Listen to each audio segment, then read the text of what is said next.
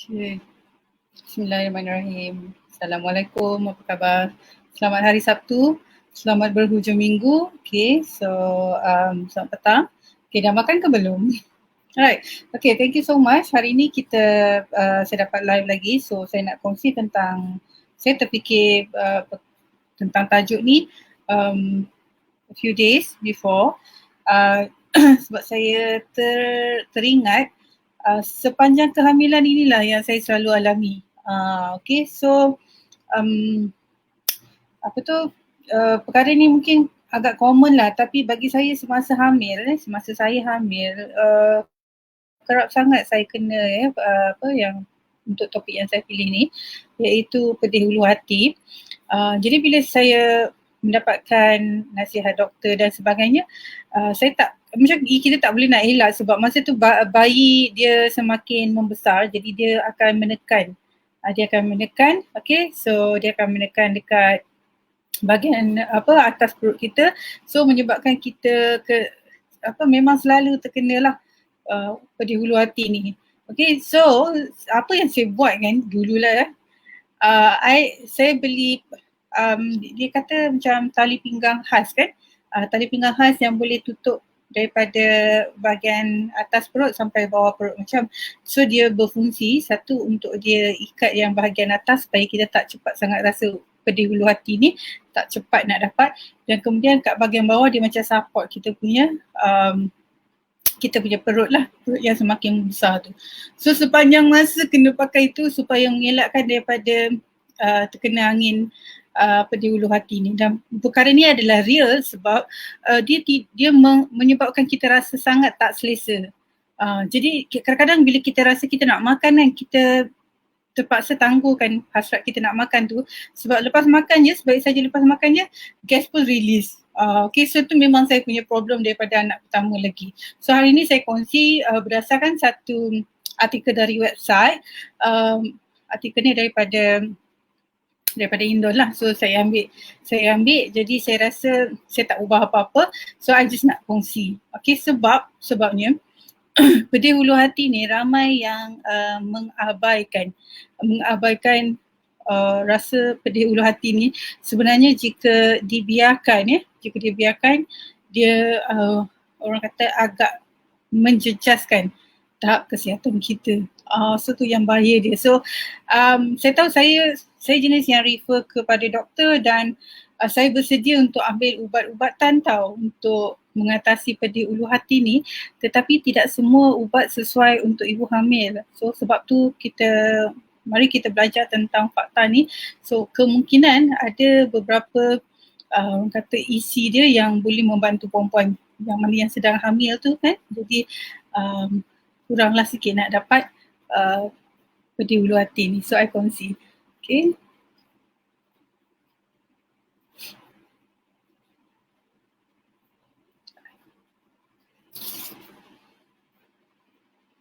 Okay. So sebenarnya daripada website yang saya ambil ni daripada Indon. Okay. Nama dia website Hello Doctor. Okay, so dia punya isi tu panjang lah, memang panjang. Jadi saya cuba, okay, saya tahu kalau kata kita nak berilmiah, kita kena betul-betul baca lah. Okay, tapi saya kongsikan.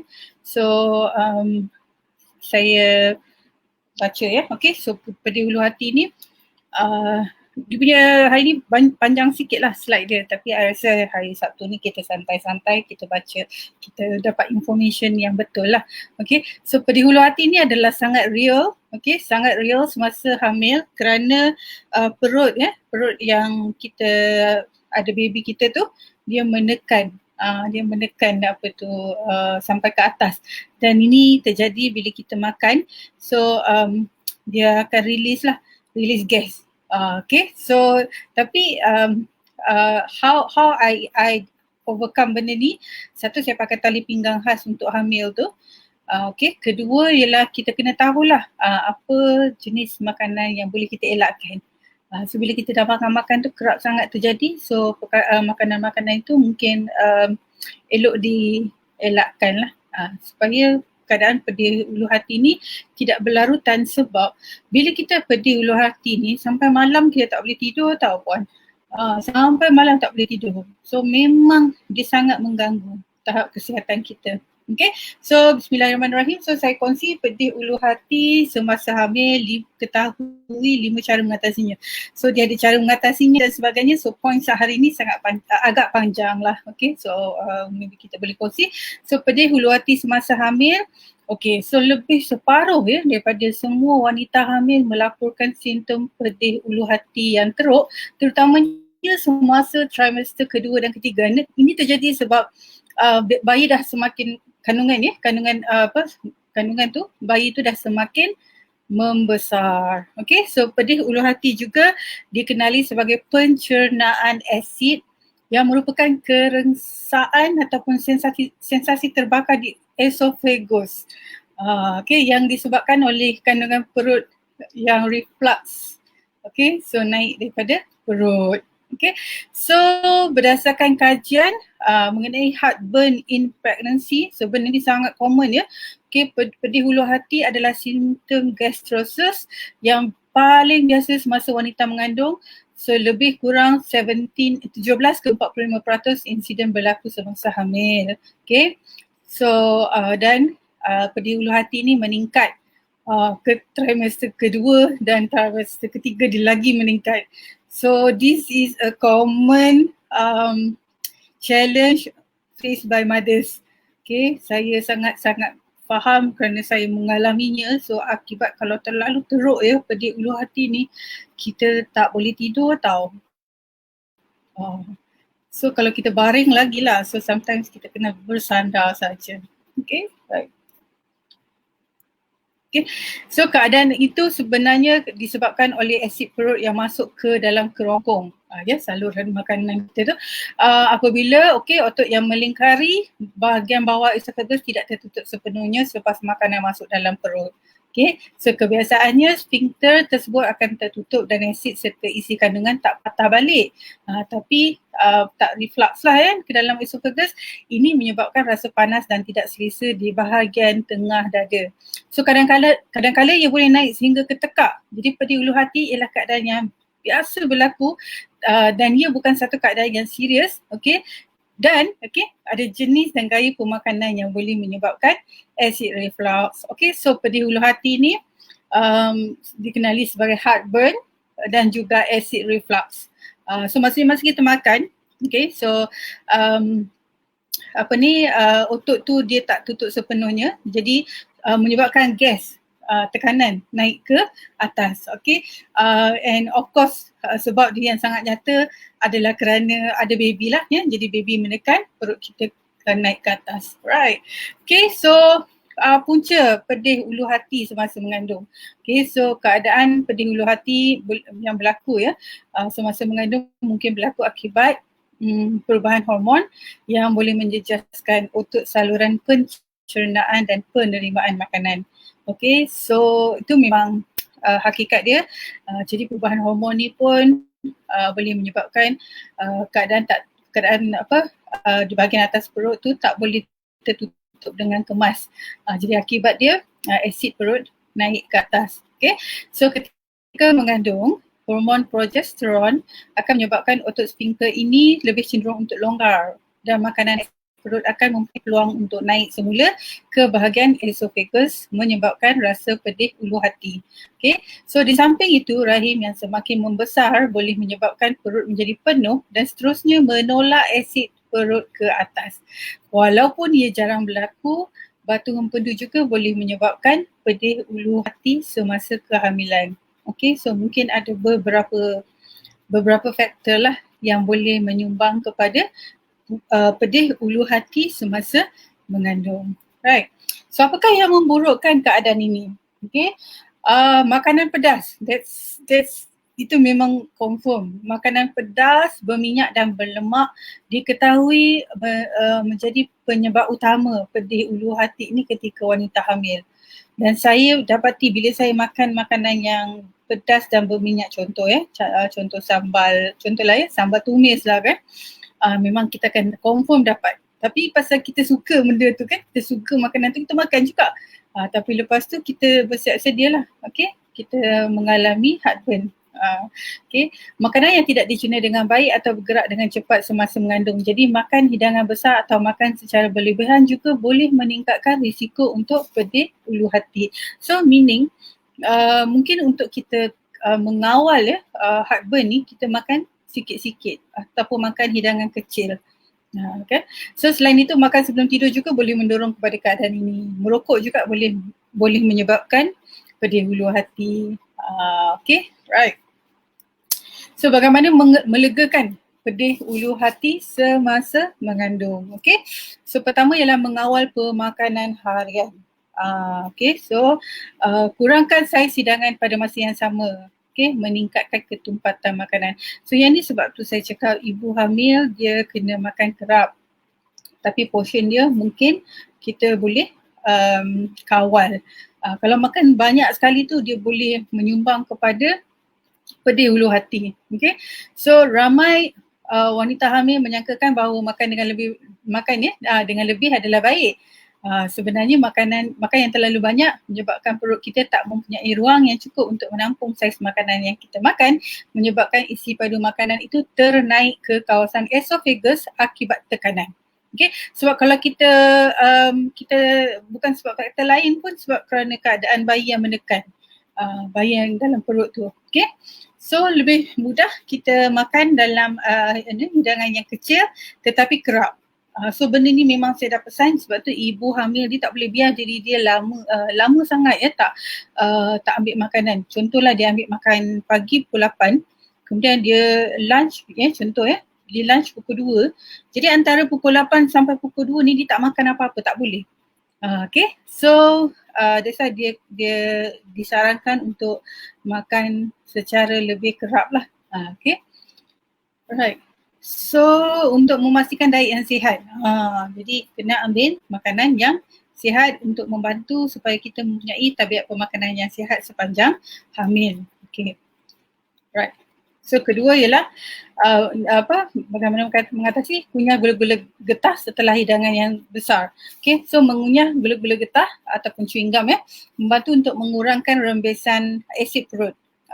So jika anda terasa seperti kepedihan ulu hati mula nak datang, kunyah satu gula-gula getah, chewing gum lah. Okay, so jika anda tidak inginkan pemanis tiruan, pilih yang tiada pemanis ataupun tak ada gula. Okay, so kena tengok yang tu jugalah. Right, so pertama tadi ialah mengawal pemakanan harian. So daripada kita makan satu hidangan yang besar, so kita pecahkan kepada hidangan-hidangan yang kecil dan kita makan kerap. Okay, so yang kedua ialah kunyah gula-gula getah setelah makan. Right. So ketiga, cuba terapi urutan untuk rawat pedih ulu hati. So kaedah ini menenangkan badan. Okay, so tambahkan sedikit titisan essential oil. Okay, kemudian kita urut di bahagian dada dan bahagian belakang lah, upper back. Okay, so essential oils tu lemon, orange dan halia. Okay, so mungkin boleh membantu. So kena urut perlahan-lahan lah dekat bahagian dada dan juga upper back, dia panggil upper back. So yang keempat ialah cuba rawatan semula jadi. Okay, so pertama ialah betik. Makan betik yang ranum, maksudnya betik yang dah cukup masak lah. Okay, so dia boleh melegakan pedih ulu hati. Kedua ialah kacang badam. Okay, so makan kacang badam ni selepas makan akan kurangkan rasa tak selesa di samping membekalkan lemak yang sihat dan juga kalsium. So yang ketiga, madu. So satu sudu madu bercampur dengan susu suam. Okay, so menolong melegakan kepedihan di samping membantu kita untuk senang nak tidur. So ni adalah antara yang disarankan, betik yang dah masak betul Okay, kemudian kacang badam dan juga madu. Okay, so yang kelima adalah ambil ubat. Sebab tu kita cakap kalau kita mengalami pedih ulu hati yang agak serius, so perlu berjumpa doktor dan dapatkan nasihat. Jadinya ada setengah ubat yang selamat untuk ibu hamil. So kita boleh ambil. Jadi saya tak sure apa ubat-ubatan tu semua kita serahkan kepada doktor lah. Okay, so itu cara yang kita boleh atasi ataupun legakan, right? So kemudian bagaimana nak mencegah pedih ulu hati ni semasa hamil? So kat sini saya boleh kongsi. Pertama sekali, kekal terhidrasi. Bermaksud jangan bermaksud ambil air secukupnya. Ambil air putih lah, air putih, air suam yang secukupnya. Okay, so air membantu membasuh semua asid tambahan daripada makanan yang kekal di dalam saluran penghadaman. Selain itu, pengambilan air yang mencukupi juga akan membantu melancarkan penghadaman dan mengelakkan sembelit. Okay, so why not kita tengok dekat situ lah. Okay, kedua ialah makan sikit tapi kerap. So yang ni dah cakap tadi. Okay, so ketiga ialah mengenakan pakaian yang longgar. Sebab pakaian yang ketat tu akan mungkin menghadkan sedikit pergerakan perut kita, so cepat kita nak rasa macam pedih ulu hati ataupun rasa gas, rasa gas dan juga rasa seperti dalam terbakar. Okay, so pakaian yang longgar tidak akan mengikat pinggang dan diaphragm. So ni dia punya ni lah. Kalau kita pakai pakaian yang ketat di sekeliling pinggang, boleh mengganggu perut hingga boleh menyebabkan pedih ulu hati. So maybe ini adalah satu tips lah. Okay. Kemudian elakkan makanan yang mencetuskan pedih ulu hati ni. So ni lah yang kita kata makanan berasid, berminyak, makanan yang pedas. Okay, kalau boleh elakkan dulu. Kalau puan rasa bila puan makan tu tak ada apa-apa, then it's good to continue. Tetapi walau macam mana pun hidangan dia memang tak berlebihan lah. Okay, so apa dia makanan yang berasid seperti buah citrus, macam oren tu semua, tomato, makanan berminyak dan goreng, makanan pedas. So ni tiga ni memang diet orang Melayu lah. Okay, so makanan berminyak, goreng dan pedas. So ni memang anti kena pasti antara punca yang tepat lah untuk mendapat pedih ulu hati. So ni saya memang mengaku. Okay, kemudian minuman berkafein minuman berkafein seperti coklat, kopi dan teh juga boleh. Setiap hari bulan memang boleh dapat ni pedih ulu hati.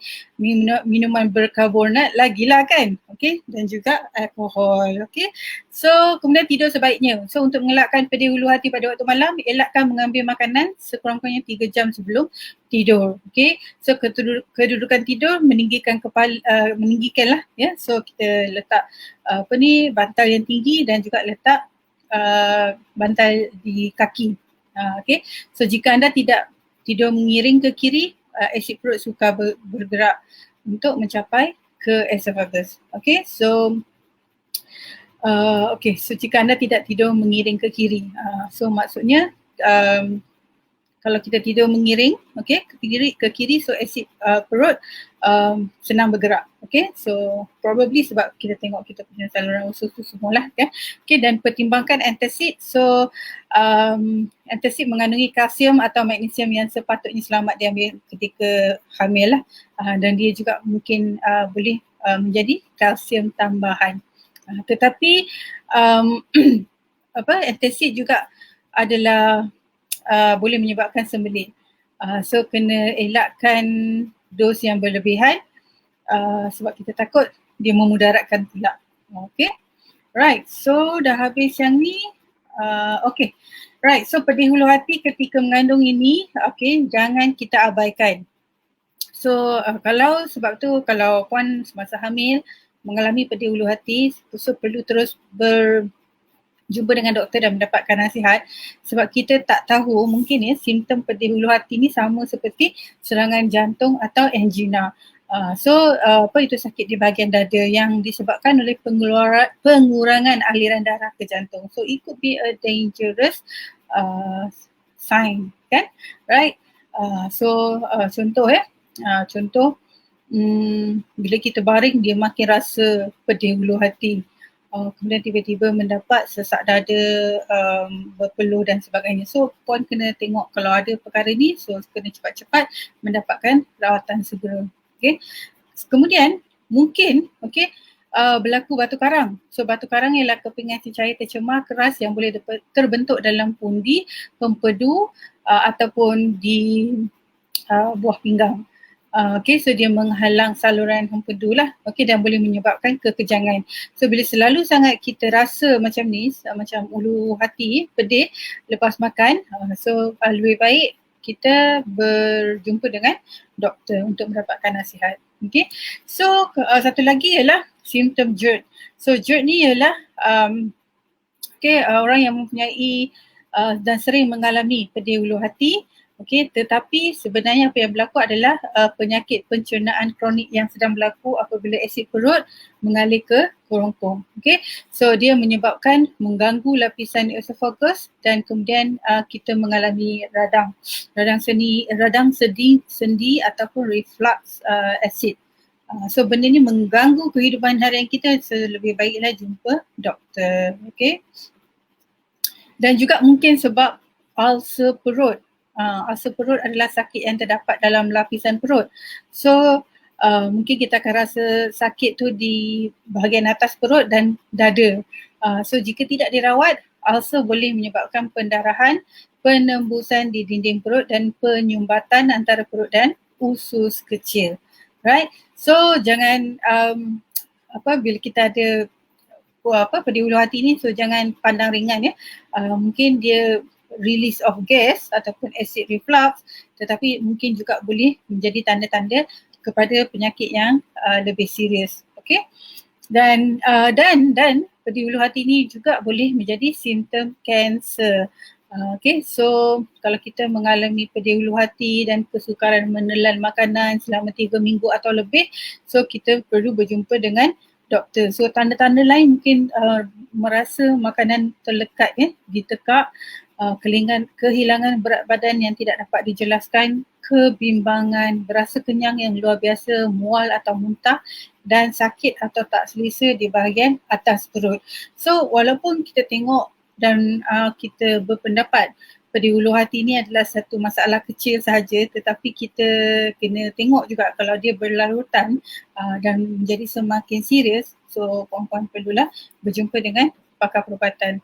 Right, so I think itu saja untuk perkongsian saya. Agak banyak, right, sebab kata pedih ulu hati ni sangat common di kalangan ibu hamil kerana bayi yang semakin membesar dia akan menekan saluran esophagus yang kita cakap tadi tu. So I'm not a doctor, but I kongsi daripada articles yang saya rasa benda ni sangat bermanfaat. Cuma saya nak pesan kerana kita mungkin anggap perkara ni kecil, tapi kita takut kalau dia berlarutan dan semakin serius, ia adalah punca kepada penyakit kronik yang lain. So puan-puan kena berhati-hati kat situ. And of course, untuk elakkan dia, sangat-sangat saya pesan makanan bergoreng, makanan berminyak dan makanan pedas. So mungkin tiga-tiga ni kena elakkan lah. Okay, so makanan yang berminyak, makanan yang bergoreng dan makanan pedas. Sebab diet Melayu dia banyak benda ni dia banyak benda-benda pedas, berminyak dan juga bergoreng. So mungkin kena elak lah. Okay, so cuba macam saya cakap tadi, kunyah chewing gum, kan minum air yang banyak, so tu semualah. Okay, so saya harap dia sangat membantu kerana saya pun dulu macam almost give up lah bila kena heartburn ni, orang kata heartburn lah kan, makan je terus heartburn. So to avoid tak ambil langsung makanan pedas dan berminyak, itu saya, and it works. So kena tahan sikit lah. So siapa kata kalau ibu hamil tu dia boleh makan apa saja kan, kena tengok tahap kesihatan dia pada waktu itu. Okay, so mungkin kalau makanan berminyak contoh makanan berminyak ataupun bergoreng contoh ayam goreng dan sebagainya, jadi kita mungkin kita lebih baik steam atau grill atau steam atau grill atau rebus ayam, contohlah sup ayam dan sebagainya kan. So untuk memudahkan perut kita kan jadi mild. Dia jadi macam lembut-lembut macam tu je. Kalau tak memang sekejap dia terus naik acid reflux ni. It is a real thing, okay? This is a real thing. So I hope boleh puan-puan boleh berkongsi maklumat ni kepada mereka yang memang mengalami heartburn. Okay, kalau heartburn di kalangan biasa lah, biasa bukan waktu hamil tu pun normal lah kan. Maksudnya memang kita ada rasa heartburn ni. Mungkin sebab gas dah naik ke atas, kita makan tak ikut waktu. Kita makan tak ikut waktu, tak tepati waktu kan. So by the time perut dah lapar, kita tak makan apa-apa, so memang dah masuk gas, dah naik lah, dah naik gas tu, orang kata perut masuk angin dan sebagainya. Sebab bila perut masuk angin, kita tak boleh nak makan apa-apa dah. So angin dah tolak dah semua tu. Okay, so that's why amalan pemakanan yang sihat tu sangat penting supaya kita ada maklumat macam mana kita nak mengatasi dia ataupun mengelakkan dia terus. Right, so untuk ibu hamil, no choice. Kalau rasa 9 bulan kena berhadapan dengan ini, memang itulah hakikat dia. Okay, so insyaAllah kalau lepas melahirkan tu, barulah kita lega tak kena heartburn lagi. Itu pun kalau kita jaga makan. Alright, so okay, saya tengok jap. Okay, ada komen kat sini sekejap ya. Alright. Okay, Tuan Saiful, Pest Control. Thank you so much for listening and watching. So Tuan Saiful kata yang pedas tu sedap. Itu memang hakikat diet Melayu ni, memang pedas. Yang tak pedas tak sah. Tak berminyak, tak bergoreng, tak sedap lah kan. Tapi tak boleh. Kalau ada heartburn tu kena elakkan.